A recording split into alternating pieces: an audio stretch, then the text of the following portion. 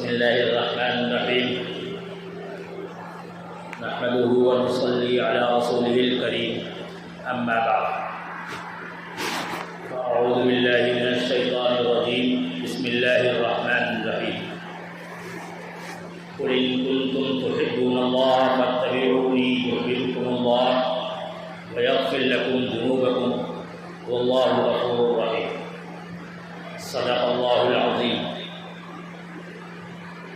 اللهم صل على سيدنا محمد وعلى آل سيدنا محمد وبارك وسلم. محبت کیا چیز ہے یہ اسی کو معلوم ہے جس نے کبھی محبت کی ہو. جس کا دل محبت سے خالی ہے اس کو نہیں معلوم کہ محبت ہے. جو دل محبت سے خالی ہے گویا وہ ایک پتھر کا ٹکڑا ہے. اور محبت کس سے کی جاتی ہے؟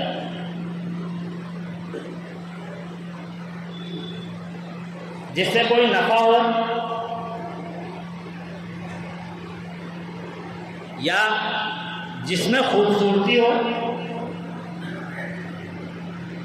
یا جس کے اندر کمالات ہوں اور پوری دنیا میں مخلوقات کے اندر محبت کے جو اسباب ہو سکتے ہیں وہ تمام کے تمام بدرجہ کم موجود ہیں جناب محمد رسول اللہ صلی اللہ تعالی علیہ وسلم کی ذات میں. اور اصل میں تو یہ تمام اسباب مکمل طور پر ہمارے تصور سے بھی زیادہ موجود ہیں خود اللہ رب العزت کی ذات میں. اللہ سے زیادہ خوبصورت کون ہو سکتا ہے؟ اللہ سے زیادہ محسن کون ہو سکتا ہے؟ اللہ سے زیادہ باکمال کون ہو سکتا ہے؟ تو اللہ خود خوبصورت ہے. حضور اکرم صلی اللہ تعالی علیہ وسلم نے ارشاد فرمایا اللہ جمیل، اللہ خود خوبصورت ہیں، وَيُحِبُّ الْجَمَالَ، اور اللہ خوبصورتی کو پسند کرتا ہے.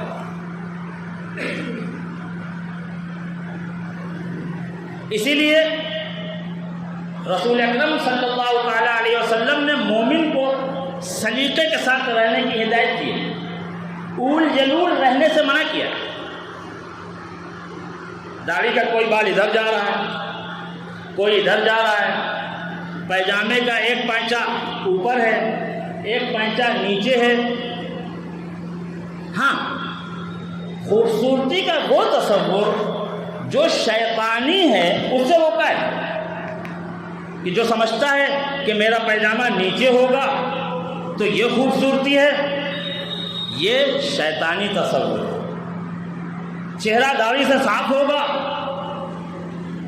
تو یہ خوبصورتی ہے، یہ نسوانی تصور ہے. وہ شیطانی تصور ہے اور یہ نسوانی تصور ہے. عورتوں کا چہرہ صاف ستھرا وہ خوبصورت معلوم ہوتا ہے اور وہ خوبصورتی ہے عورتوں کی. مردوں کی خوبصورتی یہ ہے کہ اس کے مرد کے چہرے پر داڑھی ہو. اللہ کے رسول صلی اللہ تعالی علیہ وسلم سے زیادہ خوبصورت کون ہو سکتا ہے؟ نہ کوئی دنیا میں ہوا ہے اور نہ کبھی کوئی ہو سکتا ہے. لیکن ہاں، داڑھی کا بال کوئی ادھر جا رہا ہے کوئی ادھر جا رہا ہے، اس سے روکا ہے اللہ کے رسول صلی اللہ تعالی علیہ وسلم. یہ اللہ کے رسول صلی اللہ تعالی علیہ وسلم کو پسند نہیں ہے. اور وہ 3 بالش کی داڑھی جو یہاں تک لٹک رہی ہے وہ بھی اللہ کے رسول صلی اللہ تعالی علیہ وسلم کی پسندیدہ داڑھی نہیں تھی. خود اللہ کے نبی صلی اللہ تعالی علیہ وسلم کو اپنی داڑھی درست کرنے کی ضرورت نہیں پڑتی تھی، اس لیے کہ وہ فطری طور پر درست تھی، لیکن صحابہ کرام ٹھیک کرتے تھے. حضرت ابن عمر اور دوسرے صحابہ کرام یوں مٹھی میں داڑھی پکڑ کر یہ ایک مٹھی تو واجب ہے، اس کے بعد اس کو برابر کیا کرتے تھے، کیونکہ اللہ تبارک و تعالیٰ کو خوبصورتی پسند۔ نماز کے تعلق سے اللہ تبارک و تعالیٰ نے حکم فرمایا یا ایھا الذین آمنوا خذوا زینتکم عند کل مسجد، مسلمانوں جب مسجد میں نماز کے لیے آؤ تو ٹھیک ٹھاک کپڑے پہن کر کے آؤ، کیونکہ اللہ تبارک و تعالیٰ چاہتے ہیں کہ بندہ ٹھیک ٹھاک رہے۔ ہمارا کیا حال ہے؟ ہم سمجھتے ہیں کہ نمازی کا کون ہے، جو سب سے خراب کپڑے ہوتے ہیں یا جو سب سے رف کپڑے ہوتے ہیں وہ پہن کر کے آ جاتے ہیں۔ نہیں، اگر ہم کسی آفیسر کے بلانے پر اس کے یہاں جاتے ہیں تو اپنی حلیہ درست کر کے جاتے ہیں، اگر کسی فنکشن میں جاتے ہیں تو اپنی حلیہ درست کر کے آتے ہیں۔ اللہ تبارک و تعالیٰ مسجد میں آنے کے لیے اللہ کیا چاہ رہے ہیں؟ اللہ حکم دے رہے ہیں کہ جب مسجد میں آؤ تو اپنی حلیہ درست کر کے آؤ۔ یہ ٹوپی، سب کی اجازت سے میں یہ بات کہنے کی جسارت کر رہا ہوں، یہ ہمارے یہاں جو ٹوپیوں کا چلن ہے، یہ پلاسٹک کی ٹوپی جب نئی آتی ہے اس وقت کیسی ہوتی ہے اور 6 مہینے کے بعد اس کی کیا حالت ہو جاتی ہے، ہم اس کو لگاتے ہیں۔ ہم اہتمام کر سکتے ہیں، اس چیز کا اہتمام کر سکتے ہیں کہ اپنی جیب میں ٹوپی ہونا تو یہ چاہیے کہ رسول اکرم صلی اللہ تعالیٰ علیہ وسلم نے اپنی پوری زندگی ننگے سر کبھی نہیں رہے۔ پھر نماز کی حالت، لیکن اگر ہم نہیں لگا سکتے، کوئی ضروری نہیں ہے، کوئی ایک خاص ٹوپی ضروری نہیں ہے، کوئی بھی ٹوپی جو سر کو ڈھک سکے، جس کو ہم پسند کرتے ہوں، جو شریفوں میں لگائی جا سکتی ہو، جس کو لگا کر کے ہم باہر نکل سکتے ہوں، وہ ٹوپی بھی یہاں استعمال ہو سکتی ہے۔ لیکن اللہ تبارک و تعالیٰ نے حکم دیا مسلمانوں نماز کے لیے آؤ تو اپنی حلیہ درست کر کے آؤ، ٹھیک ٹھاک کپڑے پہن کر کے آؤ۔ کیوں؟ اللہ تبارک و تعالیٰ خوبصورت ہے، ہر موقع پر اللہ نے خوبصورتی کو پسند کیا ہے۔ اللہ تبارک و تعالیٰ نے انبیاء کرام کو خوبصورت بنایا ہے۔ حضرت موسیٰ علیہ السلام کو اللہ تبارک و تعالیٰ نے حضرت موسیٰ کے بارے میں فرمایا وَأَلْقَيْتُ عَلَيْكَ مَحَبَّةً مِّنِّي، ہم نے آپ کے اوپر اپنی محبت کی تجلی ڈال دی تھی، اور اس کا کیا نتیجہ تھا؟ جو حضرت موسیٰ کو دیکھتا تھا بس دیکھتے ہی رہ جاتا تھا۔ حضرت یوسف علیہ السلام کے بارے میں، حضرت یوسف کو اللہ تبارک و تعالیٰ نے کتنا خوبصورت بنایا تھا۔ مصر کی عورتیں حضرت یوسف کو دیکھنے کے بعد ایسی مدہوش ہوئی، ایسی بے خبر ہو گئی، ان کو کچھ پتہ ہی نہ چلا، ان کو کچھ ہوش ہی نہ رہا کہ ہم کیا کر رہے ہیں، پھل کاٹنے کے بجائے اپنی انگلیاں کاٹ لی۔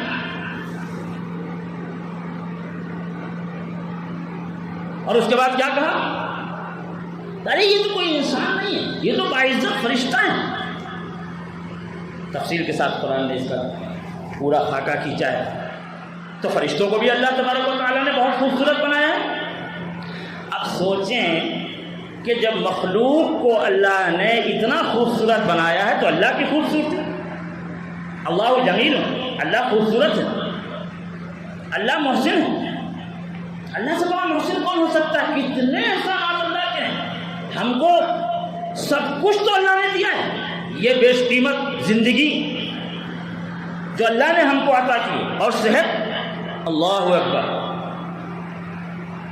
ایک نس اگر کھل جائے، ذرا سا رات میں سوتے ہوئے تکیا اونچی نیچی ہو جائے اور کسی نس میں کھچاؤ آ جائے تو کتنی تکلیف ہوتی ہے۔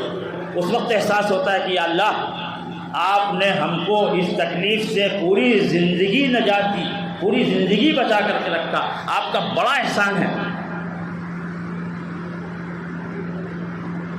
آنکھ کا دیکھنا کوئی معمولی عمل ہے؟ آج بھی اس ترقی یافتہ دنیا میں کوئی کیمرہ ایسا نہیں بن سکا ہے جو انسانی آنکھ کا مقابلہ کر سکے۔ کان کا سننا یہ کوئی معمولی نعمت ہے اللہ کی؟ کیسا اینٹینا بنایا ہے اللہ نے کان کو، اور یہ کان کی جو بناوٹ ہے، اس بناوٹ کو اس میں اللہ تبارک و تعالی نے اس میں ایسی کاریگری ڈالی ہے، ایسی کاریگری ڈالی ہے کہ یہ آگے سے، پیچھے سے، اوپر سے، نیچے سے تمام آوازوں کو ایک ساتھ کیچ کرتا ہے۔ اور پھر وہ دماغ کو بھیج دیتا ہے. یہ ایسا اینٹینا اللہ نے بنایا چھوٹا سا. پھر دماغ طے کرتا ہے کہ کس آواز کا کیا مطلب ہے. ہم کھانا کھاتے ہیں، کھانا کتنی بڑی نعمت ہے اللہ کی، اور پھر وہ پیٹ کے اندر جاتا ہے، معدہ اپنا کام کر رہا ہے، آتے اپنا کام کر رہی ہیں، ہم سکون کے ساتھ سو رہے ہوتے ہیں، لیکن یہ کھانا باہر نہیں نکلتا ہمارا. یہ کوئی معمولی نعمت ہے اللہ کی. اللہ تبارک و تعالیٰ کے کس قدر احسانات ہیں، کس قدر نعمتوں سے اللہ نے نوازا ہے. ہم غور کریں اللہ کتنے طاقتور ہیں، اللہ کتنے محسن ہیں. اور طاقت کا تو یہ حال ہے کہ انسان طاقت کی طرف کھنچتا ہے، طاقت سے محبت کرتا ہے. یہ مسجد کا ممبر کسی سیاسی بات کی اجازت نہیں دیتا ہے. مثال دینے کے لیے میں آپ کو بتاؤں کہ جب طاقت کا توازن بدلتا ہے تو ہم دیکھیں، ذرا سا طاقت کا توازن بدلتا ہے تو ہم خبریں سنتے ہیں کہ فلاں صاحب نے اپنی دھوتی کا رنگ بدل لیا، فلاں صاحب نے اپنے گوچھے کا رنگ بدل لیا، فلاں کی ٹوپی بدل گئی، اپنے 500 لوگوں کو ساتھ لے کر کے فلاں اس خیمے سے اس خیمے میں چلے گئے، کود کر کے لوگ جا رہے ہیں. جبکہ معلوم ہے کہ کچھ دن کے بعد یہ بھی بدلنے والا ہے. کیونکہ دنیا کے اندر جتنی طاقتیں ہیں، دنیا کے اندر جتنی دولت ہے، دنیا کے اندر جتنی نعمتیں ہیں، یہ سب ختم ہونے والی ہیں. یہ جانتے ہوئے بھی لوگ جاتے ہیں. اور پھر اللہ کی طاقت کا کوئی مقابلہ ہی نہیں. اللہ کی دولت کا کوئی مقابلہ ہی نہیں. اللہ کی نعمتوں کا کوئی مقابلہ ہی نہیں. وہ کبھی ختم ہونے والی نہیں. ارشاد فرمایا ما عندکم ینفد وما عند اللہ باق. تمہارے پاس جو کچھ بھی ہے وہ سب کچھ ختم ہونے والا ہے، اور اللہ کے پاس جو کچھ ہے وہ کبھی ختم ہونے والا نہیں. تو فطری طور پر ہر انسان کو اللہ تبارک و تعالیٰ سے محبت ہوتی ہے. وہ جانے یا نہ جانے، وہ مانے یا نہ مانے، ہر انسان کو اللہ سے محبت ہوتی ہے. لیکن صرف فطری محبت سے کام نہیں بننے والا. صرف یہ محبت ہماری نجات کے لیے کافی نہیں ہے. اس محبت کے ساتھ علم بھی آوے، اللہ کی ذات کا علم، اللہ کی صفات کا علم، اللہ کے کمالات کا علم، اللہ کی عظمتوں کا علم. اور پھر یہ اس کے ساتھ ایمان کے ساتھ جڑ جاوے تو یہ مثالی محبت بن جائے گی. اور جب کسی شخص کے اندر یہ محبت آ جائے گی، محبت کی یہ کوالٹی آ جائے گی، تو پھر وہ اللہ کا محبوب ہو جائے گا. کیونکہ دوستو صرف ایک طرف کی محبت سے کام نہیں چلے گا. اللہ بھی جب محبت کریں گے تبھی بات بننے والی. ایک بیچارہ نوجوان تھا، ٹھیک ٹھاک تھا، اوپر سے تھوڑا کم تھا. وہ ایک بزرگ کے پاس آتا تھا کہ اللہ حضرت اب میں بڑا ہو گیا ہوں، شادی کرنا چاہتا ہوں، دعا کر دیجئے اچھا رشتہ مل جائے. بزرگوں کے پاس آتے ہیں، سب کے لیے دعا کرتے ہیں، کر دیجیے. ایک روز اچانک وہ آیا، مٹھائی کا ڈبہ ساتھ میں لے کر کے، حضرت مٹھائی کھائیے، مجھے اس طرح کی لڑکی مل گئی جیسی مجھے چاہیے تھی. اچھا مبارک ہو، بہت اچھی بات ہے. کہاں رشتہ طے ہوا آپ کا؟ کہ لے وہ نواز صاحب ہیں نا، ان کی بیٹی کے ساتھ رشتہ ہوا ہے، ان کی بیٹی کے ساتھ طے ہوا، وہ میرے لیے فٹ ہے. اچھا. وہ بزرگ کو تعجب ہوا، وہ حیرت میں پڑ گیا کہ بھائی یہ تو تھوڑا کم ہے، لیکن نواب صاحب کو تو میں اتنا ناسمجھ نہیں سمجھتا. انہوں نے یہ رشتہ کیسے قبول کر لیا، اس کے ساتھ شادی کر رہے ہیں. لیکن کیا کہتے ہیں کہ لے تو تیاریاں، ہاں ماشاء اللہ تیاریاں ہو رہی ہیں، زور شور سے تیاریاں ہو رہی ہیں. اچھا تو بات پکی ہو گئی، تو آدھی بات پکی ہو گئی، آدھی پکی ہو گئی. میں اسی لیے مٹھائی لے کر کے آپ کے پاس آیا ہوں. میں بھی تیار ہوں، میرے گھر والے بھی تیار ہیں. ابھی وہاں نہیں گئے ہیں، آپ سے دعا کرانے آیا ہوں، وہاں جائیں گے. آپ دعا کیجئے کہ وہاں جائیں تو بات بن جائے. 50% ہو گئی، صرف 50% باقی ہو جائے گا اس کا رشتہ. ارے وہ بھی تو تیار ہوں جن کو اپنی بیٹی دینا ہے. ہر انسان کو فطری طور پر اللہ سے محبت ہوتی ہے، لیکن اللہ کو بھی تو محبت ہو. اللہ کو محبت کب ہوگی؟ اللہ کو محبت ہوگی. قرآن کہہ رہا ہے جب تم اپنے طور طریقے، اپنی زندگی کے طریقے کو ہمارے محبوب حضرت محمد صلی اللہ تعالیٰ علیہ وسلم کے طریقے کے مطابق کر لو گے، جب تم ان کے اطاعت گزار بن جاؤ گے، قل ان کنتم تحبون اللہ فاتبعونی یحببکم اللہ، تو اللہ کو بھی محبت ہوگی۔ جب اللہ کے رسول صلی اللہ تعالیٰ علیہ وسلم کے فرما بردار بن جاؤ گے، اللہ کہہ رہا ہے، اور جب اپنی زندگی کو ان کی زندگی پر ڈھالو گے، ان کے طریقے کے مطابق اپنی زندگی گزارو گے، تو اللہ کو بھی محبت ہوگی۔